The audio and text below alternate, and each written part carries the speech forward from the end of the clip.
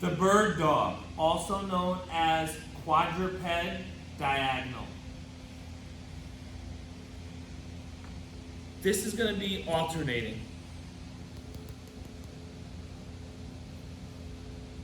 So I'm reaching out. I'm trying to touch the wall in front of me with my arm. My arm is in line with my ear, so you don't want your arm way down there, and you don't want it up too high. Just in line with your shoulder or ear, like that. Same thing with your leg. You don't want it way up there, and you don't want to shoot it low. Make sure you're squeezing that glute. You're trying to touch the wall behind you with your foot, really trying to reach as far as you can.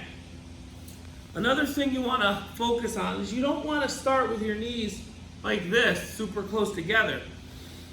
The whole reason why this exercise is important is it forces us to stabilize when we shift our weight, and this is a contralateral movement pattern. So you can see left hand, right leg, right knee, and then down, and there's just a little weight shift there.